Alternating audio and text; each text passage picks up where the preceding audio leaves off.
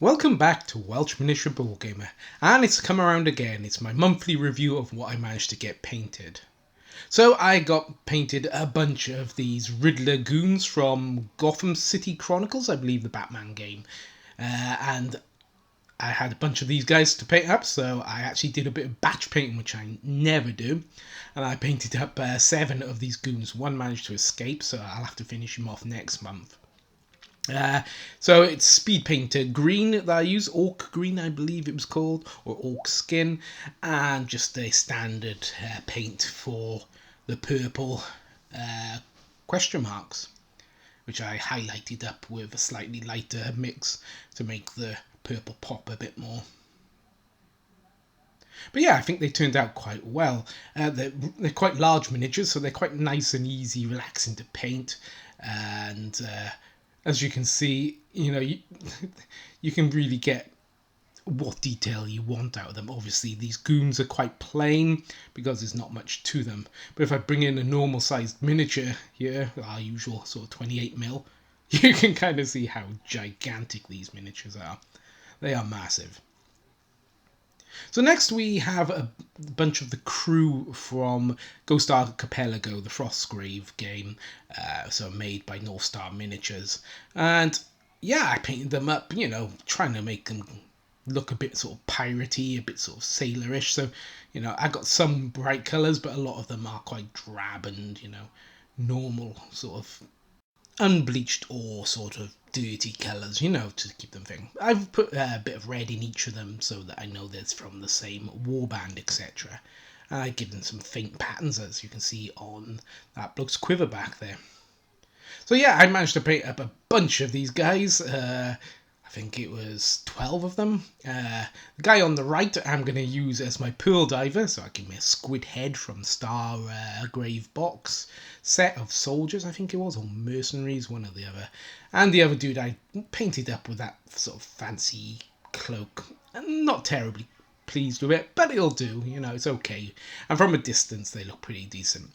Obviously up close, like this close, is much closer than you will ever look at them on the actual table.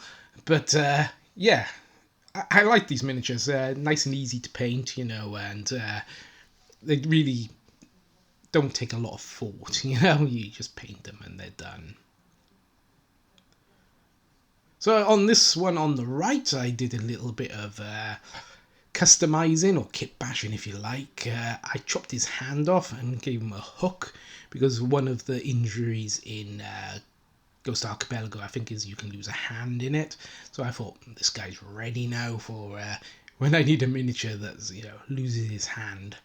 So, I can actually depict this so people can see on the model. Now, with these two, the one on the right, I chopped his leg off and I used a bit of sprue as a little bit of a ped leg. So again, mimicking one of the wounds that you can get in Ghost Archipelago and Frostgrave. I really like these miniatures. They were quite fun to paint, and if you look back a couple of weeks, you'll see my full review on them. But yes, and I use coffee stirrers for the planking on the bases.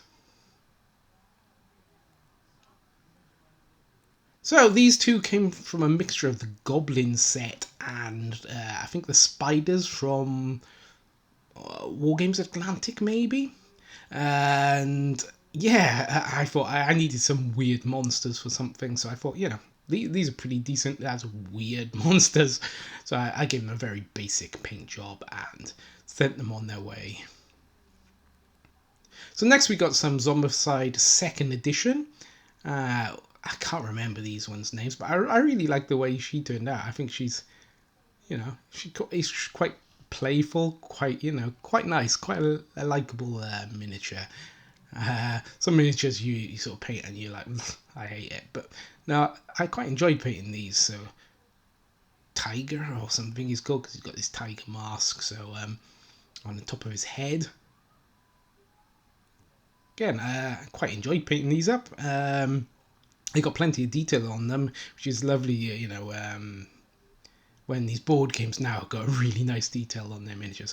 This one's probably my favourite, with its little bunny rabbit mask. My daughter would know what they call them, but it's that manga bunny thing, which yes, not my cup of tea, but is my daughter's. So yeah, probably my favourite of these miniatures. And then we're on to two from Zombicide Black Plague. Now these were from the expansion, like the expansions that you can buy, and this one was a Kickstarter, I think, because I can't find what box she would have originally came in. I like the way I did the blend for her cloak, and the way that I did her arm sleeves on her jacket a different green and highlighted them differently, and they popped from one another. So this guy is called the Marquis, probably my favourite miniature of the month. No guesses for who he was modelled on. The Marquis, maybe Prince possibly. And he's like a pirate guy, again from Zombicide Black Plague, Kickstarter expansions, I think they were. So yeah, I really like the way he turned out. I thought the blues, the way they fade into each other, were really good. I was quite pleased with him. So next we have some Dungeon Saga, some of the old ones. And they've just announced that they're going to be re-releasing it as a new game. But these are the originals. And this, I think he was maybe a shaman troll or something like that. So I painted him up, in that sort of scheme. The bases I have to keep the same because I've started painting them up, so now that I've started a bunch of them with that one scheme, I can't really go changing it midway really. So this was from one of the expansions from Dungeon Saga. He was one of the new heroes you could be. Not really keen on him. I didn't really paint him as well as I could. And as with all of these sort of miniatures, he's kind of flexible in that sword, but that sword is very thin, so yes, it does ping a bit. So then we have, I think he was the main baddie in the original Dungeon Saga, Dwarf something or other. I'm trying to see if I can see it. No, I can't see it. But yeah, this was the big bad in the very end of the game, I believe. So I painted him up looking like a regal dwarf who has passed away and reanimated. So then we come up to some core space. So these are from the crew expansion kits. And I think this is the Yamoto crew. I'm pretty sure that's the Yamoto crew. And he's the Merg. And I quite like him. He could be used in Space Station Zero or Stargrave or something like that. And then this lady, she's it looks like she's some sort of psionic the way she's posed, or maybe a pilot. Now you might have noticed I don't do the eyes. I've never really seen the need. When you're playing with them on the table, you're never going to see the eyes. They just are going to be shadowed. I can do eyes, but I honestly don't think it really, when you're playing with them, looks right being able to see eyes, because you would never see eyes from that far away in reality. So no, I don't do them, or really do them. So then we got this other one from the same core space crew box. So you get 4 miniatures in each box. Again, would have been one of the previous weeks. You'll find me unboxing and reviewing them. And this was Captain Weiss, I believe. Really nice looking miniature. I quite like this one. Quite fun to paint. I like the way his pose, and I like the way he was an older gentleman. He's like the gentleman gunslinger of space.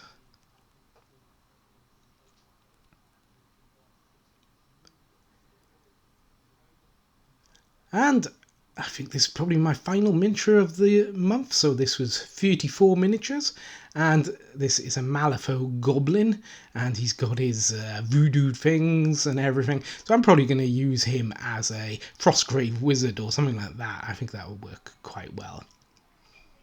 So I hope you've enjoyed looking through what I've managed to get painted this month, the month of February, and I hope you come back to see what I've got painted over the next month.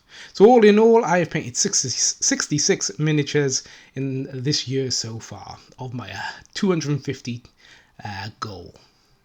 So until next time, it's going to be goodbye from me, Welsh Miniature Ball Gamer.